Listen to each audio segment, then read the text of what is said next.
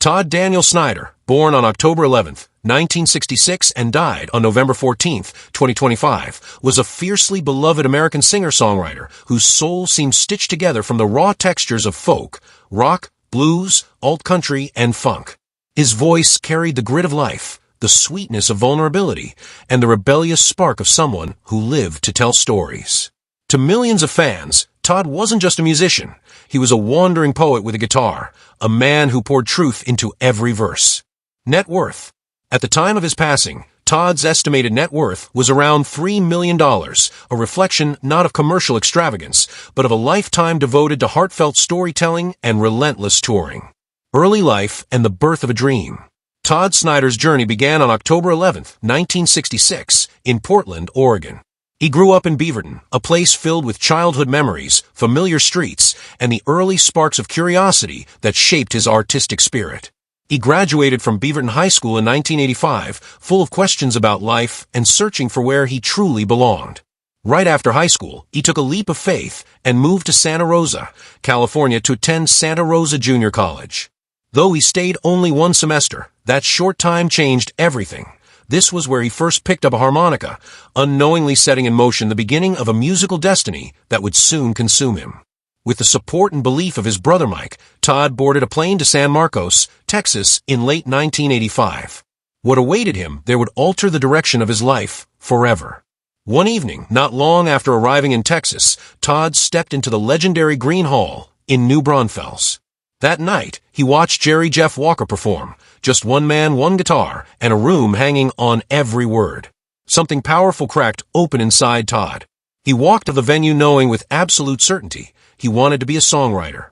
Even though he barely knew how to play guitar, he bought one the next day, determined to chase the fire he felt inside. Finding mentors, finding purpose. Todd soon found himself at Cheatham Street Warehouse during a writer's night, his first. There he met Kent Finley, a gentle guide and talented songwriter who immediately recognized Todd's raw potential. Kent became one of the most important mentors in Todd's life, introducing him to the lyrical worlds of Chris Christopherson, Guy Clark, John Prine, and Shel Silverstein. These artists became the foundation of Todd's musical education. Todd's charm, honesty, and emotional storytelling quickly attracted audiences. He began filling small rooms around San Marcos, winning over listeners one heartfelt song at a time. As word spread, Austin crowds embraced him too, cheering him on with warmth and excitement. His rise felt organic, built on nothing but pure heart and undeniable talent. While living in San Marcos, Todd also discovered the music of Memphis songwriter Keith Sykes. A pair of old albums by Sykes left a deep imprint on him, shaping his understanding of songwriting. Fate intervened again in 1989 when Todd's father moved to Memphis and happened to meet Sykes' sister-in-law.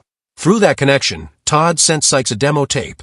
Sykes heard promise, real promise, and Todd moved to Memphis, eager to grow. There he gained a weekly residency at a club called the Daily Planet. Night after night, he packed the room. Fans sang along, knowing his lyrics as if they were their own stories. Through Sykes, Todd met John Prine in 1991.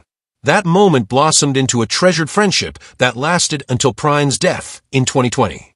In 1992, Sykes helped Todd secure a development deal with Capitol Records. Although the label eventually declined to release a full album, Todd didn't stop.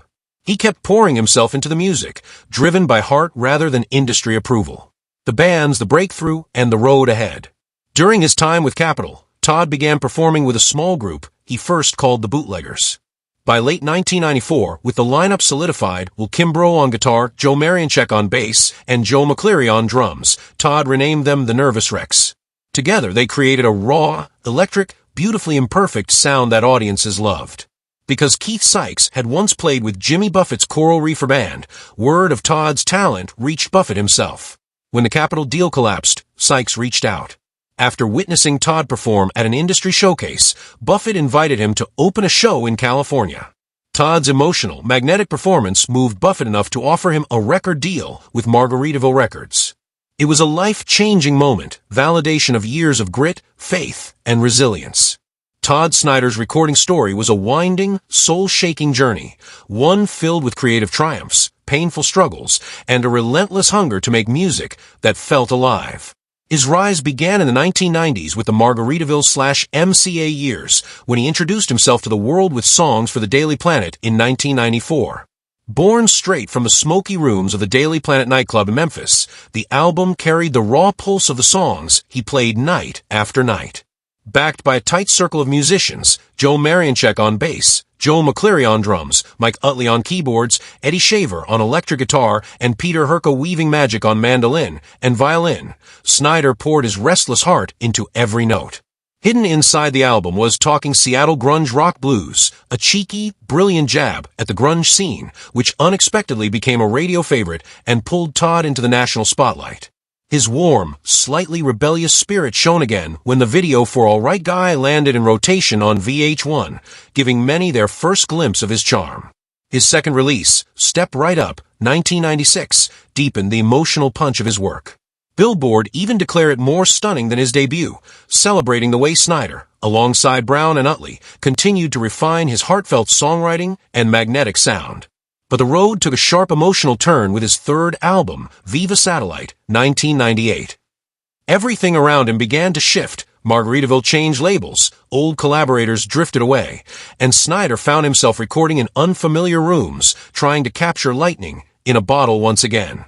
Most of the album was ultimately finished at Arden Studios with producer John Hampton and a fresh band behind him. The record carved out a louder, more rock-driven sound, but behind the scenes, Snider was unraveling. At a private performance in L.A., overwhelmed by addiction and pressure, he lashed out at executives and walked off stage. Not long after, MCA released him from his contract. It was a heartbreaking moment, one of those dark valleys that tested his spirit. But Todd wasn't someone who stayed down for long. In the 2000s, he found a warm creative refuge with John Prine's Oh Boy Records. His 2000 album, Happy to Be Here, felt like a quiet rebirth. Working with Ray Kennedy, Snider recorded intimate acoustic tracks that were later lovingly dressed with rich layers of instruments from a talented circle of contributors. It was a record full of gratitude and tenderness, a soft reminder of the artist he wanted to be. He followed it with New Connection in 2002, an album that showed Todd settling into himself with newfound emotional clarity and grace. Critics praised it for its maturity and deep observation, celebrating his steady creative glow. Then came 2003's Near Truths in Hotel Rooms, a live album that captured the vulnerable electricity of Todd alone on stage, just his guitar, his harmonica, and the stories he told like confessions whispered to old friends. It was a raw, soulful portrait of him after the Nervous Rex era, stripped down to the essence of who he truly was. But it was East Nashville Skyline in 2004 that became his most defining masterpiece. For the first time, Todd took full creative control, pouring every scrap of pain, wit, humor, and truth into a record that didn't just reflect his neighborhood, it helped define it. The album held some of the most powerful songs of his career, including Play a Train Song and The Ballad of the Kingsmen. Critics were moved. Pitchfork called it his feistiest, and Pop Matters ranked it among the year's very best. It wasn't just music, it was a cultural spark, a slacker poet's wake-up call that resonated far beyond Nashville. Even after moving to New Door Records, Oh Boy released one more project, Peace, Love, and Anarchy, a touching collection of rare and unfinished pieces that offered a glimpse into Todd's creative soul.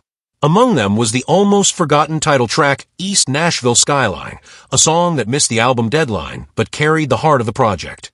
Love, Pain, and the Final Years. Todd married painter Melita Oshiowitz, whom he met in rehab in 1997. Their love story was fragile and human, marked by shared struggles and shared healing. By 2015, Todd revealed they had divorced, another emotional chapter in a life marked by beauty and heartbreak. As years passed, his touring slowed. Health challenges, including spinal stenosis, weighed heavily on him, limiting his ability to perform with the wild freedom he once enjoyed. In November 2025, tragedy struck. On November 3rd, his Instagram announced the cancellation of tour dates after Todd was violently attacked outside his hotel in Salt Lake City, an event that left him seriously injured and emotionally shaken. Reports said he required staples in his head. The chaos of the moment later resulted in charges against him after he became distressed and combative in the hospital. Just 11 days later, on November 14th, 2025, the world lost Todd Snider. A poet, a wanderer, a tender-hearted rebel. His songs remain, echoes of a soul that felt everything too deeply, loved too fiercely, and sang with unforgettable honesty.